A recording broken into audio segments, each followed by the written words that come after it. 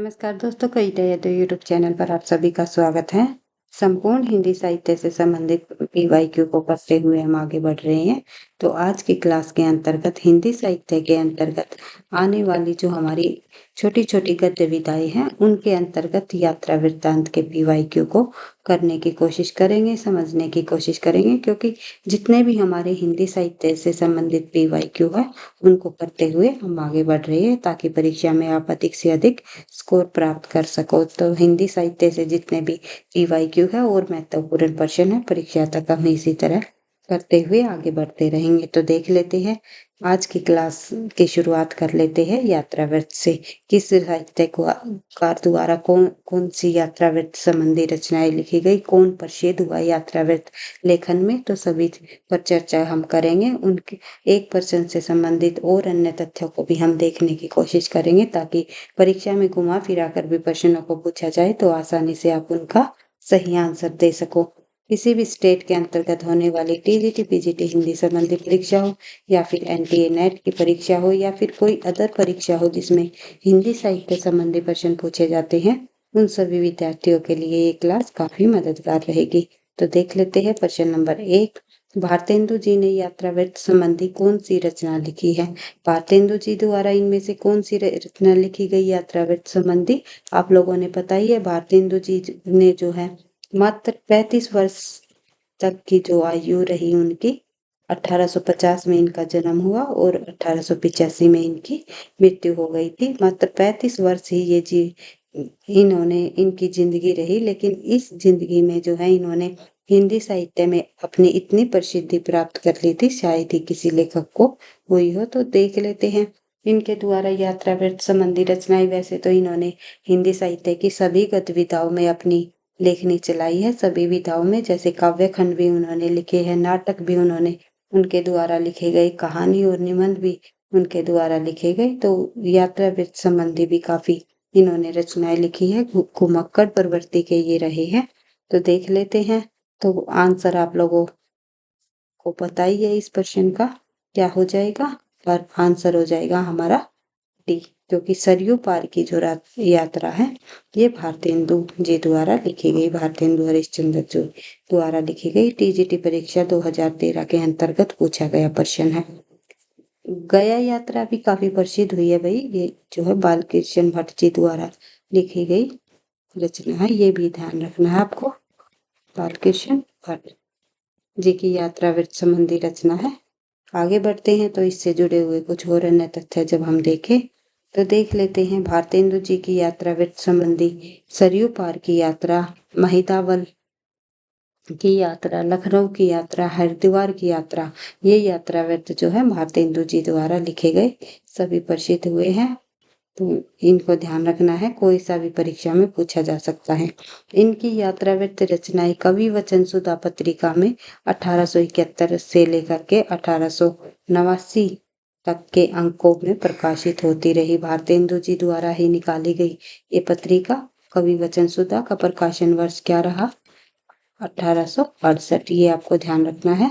तो इसी पत्रिका में जो है 1871 से 89 तक के अंकों में भी ये प्रकाशित हुई, भारतेंदु जी की यात्रा वृत्त रचनाएं, ये आपको ध्यान रखना है। तो गया की यात्रा बालकृष्ण भट्ट की यात्रा वृत्त है, काफी प्रसिद्ध है, परीक्षा में पूछी जा सकती है, इंपॉर्टेंट है परीक्षा की दृष्टि से, ध्यान रखना है। आगे बढ़ते हैं तो देख लेते हैं प्रश्न नंबर 2। प्रश्न नंबर 2 जो है एलटी ग्रेड में पूछा गया प्रश्न है, तो ध्यान रखना है, कई परीक्षाओं में पूछा जा चुका है। निम्नलिखित में विष्णु प्रभाकर लिखित यात्रा वृत्त कौन सा है? तो विष्णु प्रभाकर जी द्वारा इनमें से कौन सी यात्रा वृत्त लिखा गया, तो आपको बताना है। तो सही आंसर हो जाएगा हमारा इस प्रश्न का ज्योतिपुंज हिमालय, ये जो है विष्णु प्रभाकर द्वारा लिखी गई यात्रा वृत्त है। तो देख लेते हैं इससे जुड़े हुए कुछ और अन्य तथ्य। विष्णु प्रभाकर की यात्रा वृत्त है ज्योतिपुंज हिमालय। राह चलते चलते हिम शिखरों की छाया में हम सफर मिलते रहे, आकाश एक है, संपूर्ण यात्रा वृत्त, ये सभी रचनाएं जो है विष्णु प्रभाकर जी द्वारा लिखी गई है। और अन्य यात्राएं वर्त आप लोगों ने देख लिया ज्योतिपुंज हिमालय के अलावा, तो कोई सा भी परीक्षा में पूछा जा सकता है। तो प्रश्न नंबर 3 में हम देखते हैं हमारी यात्रा के यात्रा वृत्तांत कौन है? हमारी यात्रा नाम से यात्रा वृत्तांत किसके द्वारा लिखी गई? तो ये आपको बताना है। तो आंसर हो जाएगा हमारा लोचन प्रसाद पांडे। लोचन प्रसाद पांडे जी द्वारा ये यात्रा वृत्तांत लिखा गया हमारी यात्रा, जो कि टीजीटी परीक्षा और पीजीटी परीक्षा दोनों में पूछा गया प्रश्न है। टीजीटी परीक्षा 2011 और पीजीटी के भी अंतर्गत पूछा गया प्रश्न है। तो ध्यान रखना है, हमारी यात्रा के यात्रा वृत्तांतकार लोचन प्रसाद पांडे हैं। इनकी यह यात्रा वृत्तांत सितंबर 1915 में इंदु में छपी और भगवान दास वर्मा का यात्रा वृत्तांत लंदन का यात्री तथा यशपाल जैन की यूरोप यात्रा के संस्मरण यात्रा वृत्तांत काफी प्रसिद्ध रहे हैं। आगे बढ़ते हैं तो देख लेते हैं प्रश्न नंबर 4। प्रश्न नंबर 4 में पूछा गया हमारा भाई कि लंका यात्रा का विवरण यात्रा वृत्त के लेखक कौन है? लंका यात्रा का विवरण नाम से यात्रा वृत्तांत रचना किसके द्वारा लिखी गई? ये आपको बताना है। ये भी अलग अलग परीक्षाओं में पूछा गया प्रश्न है। तो आंसर हो जाएगा हमारा इस प्रश्न का गोपाल राय गहमरी। गोपाल राय गहमरी जी द्वारा ये यात्रा वृत्तांत लिखा गया। तो देख लेते हैं इससे जुड़े हुए कुछ और अन्य तथ्य। वैसे तो आप लोगों ने पता ही है, गोपाल राम गहमरी जो है ये जासूसी उपन्यास जासूसी प्रकार के उपन्यासकार रहे हैं। तो जासूसी उपन्यासों के प्रवर्तक या जनक भी माने जाते हैं। इनके जासूसी उपन्यास, काफी सारे जासूसी उपन्यास इन्होंने लिखे हैं, जैसे जासूस की भूल, जासूस की जासूसी, जासूस की अय्यारी संबंधित ये काफी उपन्यास इनके प्रसिद्ध हुए हैं। लेकिन इनके द्वारा जो लंका यात्रा विवरण नाम से यात्रा वृत्तांत लिखा गया, ये भी काफी प्रसिद्ध हुआ है। 1916 में की रचना है। ये यात्रा वृत्तांत संबंधी साहित्य के विकास में काफी महत्वपूर्ण भूमिका निभाई है इन्होंने। उन्होंने रेल तथा जहाज द्वारा की गई अपनी लंका यात्रा का विवरण प्रस्तुत किया है। तो इसके अंतर्गत उन्होंने जो है रेल तथा जहाज द्वारा की गई लंका यात्रा का विवरण इस रचना में उन्होंने प्रस्तुत किया है। नाम से ही आपको पता चल रहा होगा, ध्यान रखना है। आगे बढ़ते हैं प्रश्न नंबर 5। यात्रा वृत्तांत के लेखक एवं यायावार के रूप में जिसकी प्रसिद्धि हुई वे है। यात्रा वृत्तांत के रूप में और यायावार के रूप में निम्नलिखित में से कौन साहित्यकार प्रसिद्ध हुआ? ये आप लोगों ने सभी को पता है। आंसर होगा हमारा राहुल सांस्कृत्यायन।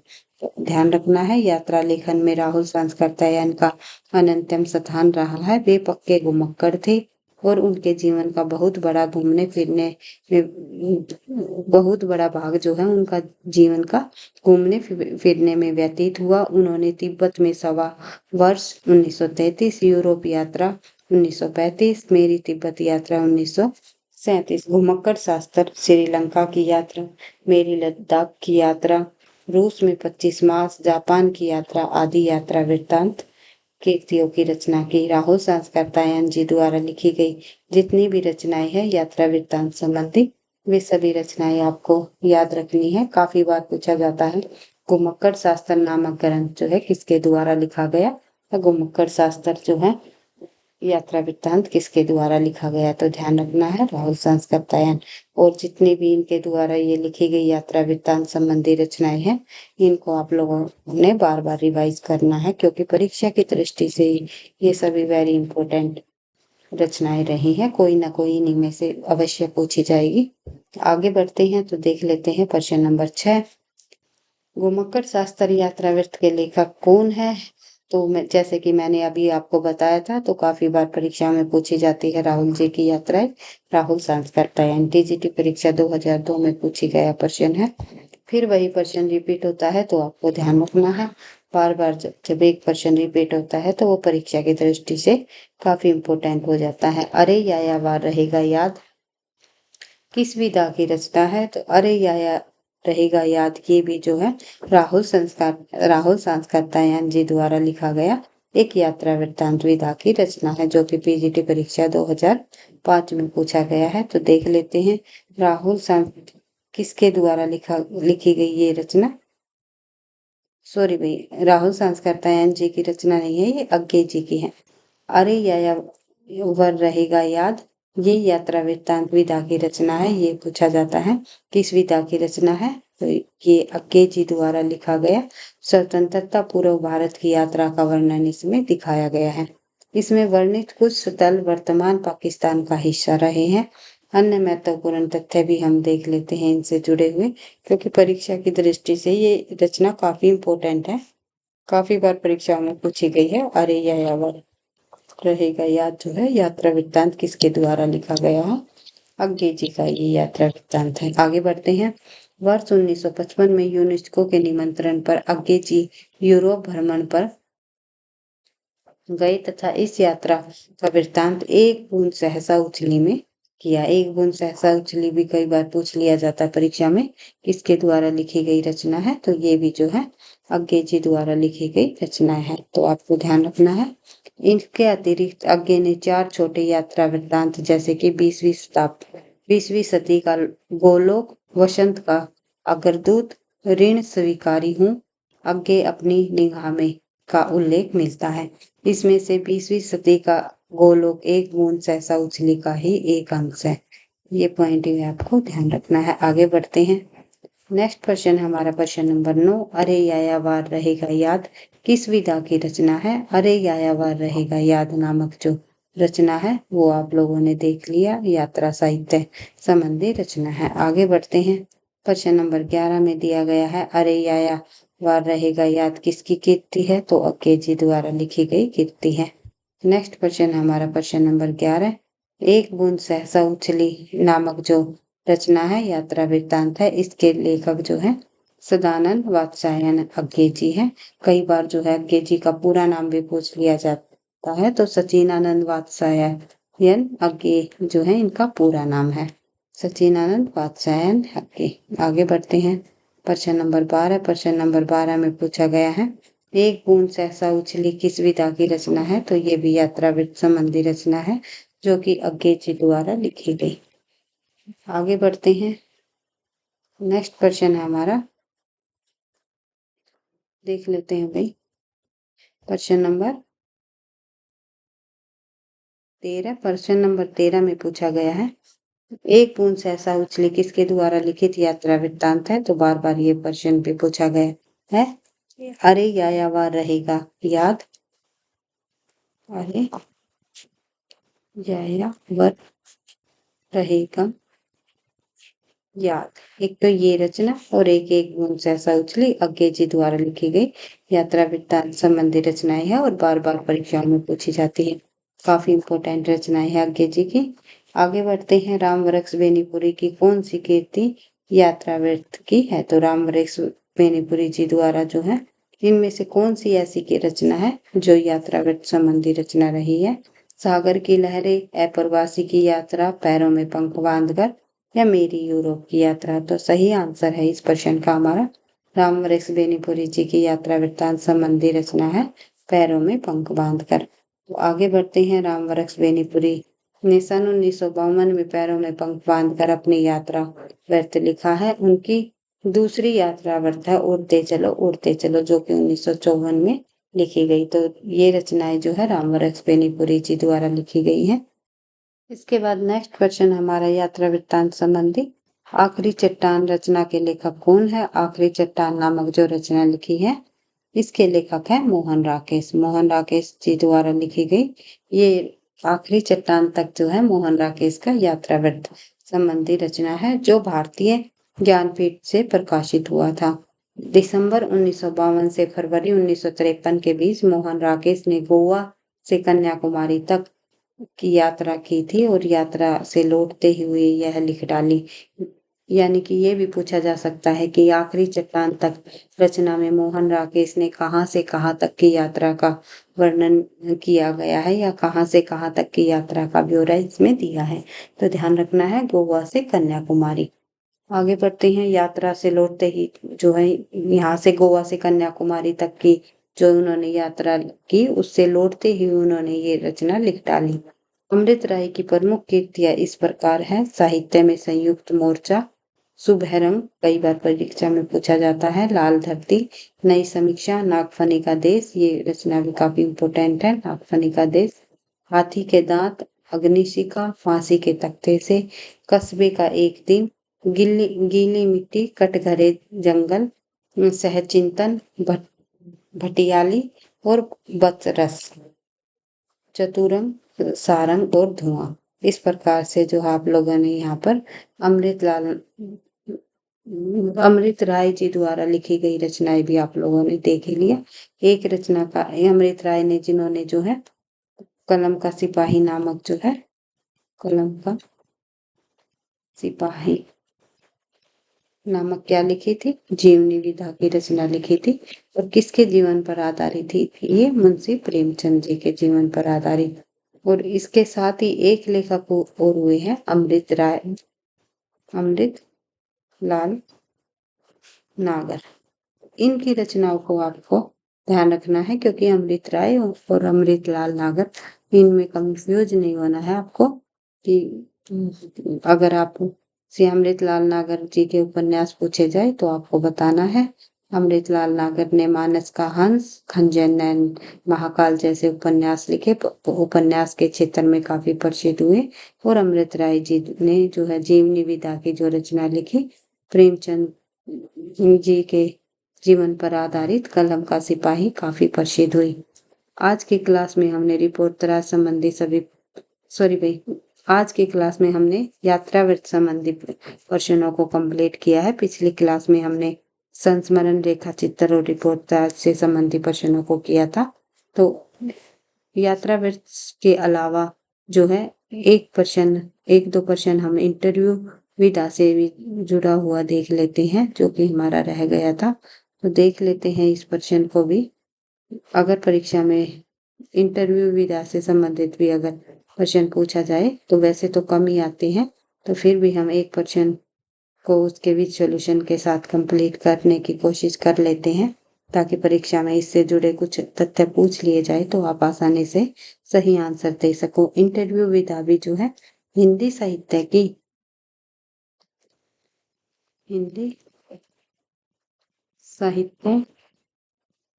की अन्य छोटी छोटी गद्य विधाओं के अंतर्गत, छोटी छोटी गद्य विधाओं में शामिल। परीक्षा में जो है कई बार इससे प्रश्न पूछ लिया जाता है, ज्यादा तो नहीं पूछे जाते। और अन्य बहुत सारी गद्य विधाएं हो जाती हैं, उन्हीं से जुड़े हुए प्रश्न पूछे जाते हैं। लेकिन कई बार जो है एग्जामिनर इन विधाओं से जुड़े हुए भी प्रश्न परीक्षाओं में पूछ लेते हैं, तो ध्यान रखना है। तो देख लेते हैं आज की क्लास के अंतर्गत इंटरव्यू विधा से संबंधित भी एक प्रश्न। तो देखते हैं इसमें, जैनेंद्र के साथ कुछ घंटे इंटरव्यू के लेखक कौन है। तो जैनेंद्र के साथ कुछ घंटे नामक जो इंटरव्यू के नाम से जो इंटरव्यू विधा की जो रचना लिखी है वो लिखी गई है नंद कुमार कोहली जी द्वारा। आगे बढ़ते हैं। तो नई धारा पत्रिका में हम इनसे मिले शीर्षक से एक स्तंभ ही आरंभ कर दिया था, जिसमें नंद कुमार कोहली जैनेंद्र जी के साथ कुछ क्षण नामक इंटरव्यू छापा था। प्रभाकर माचवे ने 1938 में जैनेंद्र कुमार का इंटरव्यू लिया था, जो जैनेंद्र के विचार नामक पुस्तक में छपा। तो ध्यान रखना है, प्रभाकर माचवे। उसके बाद 1952 में डॉक्टर पदम सिंह शर्मा यानी कि कमलेश इनका उपनाम है, कृत मैं इनसे मिला, ये इनकी इम्पोर्टेंट रचना रही है भाई, में 18 कवियों का कथाकारों तथा आलोचकों की भेंट वार्ताएं संकलित है। इनके जो है प्रथम भाग में गुलाब राय, रामनरेश त्रिपाठी, सुदर्शन, सूर्यकांत त्रिपाठी, निराला, लक्ष्मी नारायण मिश्र, महादेवी वर्मा, शांति प्रिय द्विवेदी, सचिनानंद हीरानंद वात्स्यायन नगे। द्वितीय भाग में इंद्र विद्या वाचस्पति और राय कृष्ण दास, बालकृष्ण शर्मा नवीन, जैनेंद्र कुमार, यशपाल, दिनेश नंदिनी डालमिया, डॉक्टर नगेंद्र, रमेश्वर शुक्ल अंचल, प्रभाकर माचवे तथा विष्णु प्रभाकर से ली गई भेंट वार्ताएं प्रस्तुत की गई है। तो ये पॉइंट सभी आप लोगों को ध्यान रखने हैं और इस प्रश्न को आप लोगों ने जो है बार-बार रिवाइज कर लेना है ताकि इनसे जुड़े हुए कुछ तथ्य परीक्षा में पूछ लिए जाए तो आप आसानी से उनको बता सको। तो कुछ प्रश्न हमारे ऐसे होते हैं जो कि आप लोगों को परीक्षा में नए लगते हैं, लेकिन वे नए प्रश्न नहीं होते। वे पिछली परीक्षाओं में कहीं न कहीं पूछे गए प्रश्न होते हैं और जो कुछ ऐसी गतिविधियाँ होती है जिनसे परीक्षा में प्रश्न नहीं पूछे जाते, तो कई बार उनसे जुड़े हुए प्रश्न भी पूछ लिए जाए तो वही प्रश्न आपको नए लगते हैं। इसलिए मेरा मानना है कि हिंदी साहित्य के अंतर्गत जितना भी हमारा सिलेबस है, जितना भी पाठ्यक्रम है, उन सभी को जो है आप करते हुए उनके प्रश्न उत्तरों को जितने भी परीक्षा में पूछे गए प्रश्न हैं, उनको बार-बार रिवाइज करते हुए आगे बढ़ो तो अवश्य ही आपको सफलता मिलेगी। अच्छा स्कोर आप प्राप्त कर पाओगे। तो एक बात मैं कहना चाहूँगी कि वीडियो आपको पसंद आती है, लगता है मेरे द्वारा कराए गए इन प्रश्नों से आपको कहीं न कहीं कुछ न कुछ मदद मिलती है, तो प्लीज़ वीडियो को आप लाइक करो और साथ ही जो है दोस्तों के साथ शेयर भी करो, ताकि मुझे भी नेक्स्ट क्लास बनाने का मोटिवेशन मिलता रहे। पढ़ते रहना, आगे बढ़ते रहना। मिलते हैं नेक्स्ट वीडियो में और अन्य नए-नए प्रश्नों के साथ, पीवाईक्यू के साथ। हिंदी साहित्य की जो हमारी गद्य विधाएँ हैं, लगभग उनको हमने कंप्लीट कर ही लिया है। जिस भी बच्चे ने अभी तक पीछे की क्लासेस नहीं देखी है, वो आप जो है पीछे की वीडियो में जाकर के देख सकते हो। हिंदी साहित्य के गद्य काव्य व व्यंग्य संबंधी भी काफ़ी बार परीक्षा में प्रश्न पूछे जाते हैं। हिंदी साहित्य की गद्य काव्य व एवं व्यंग्य संबंधी पीवाईक्यू को हम नेक्स्ट क्लास में करने की कोशिश करेंगे। आज की क्लास में इन्हीं प्रश्नों को आपको रिवाइज कर लेना है।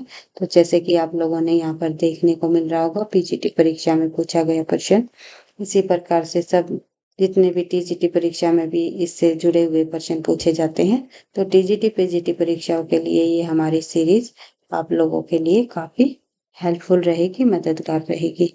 टीजीटी और पीजीटी। एक सेकंड वेट।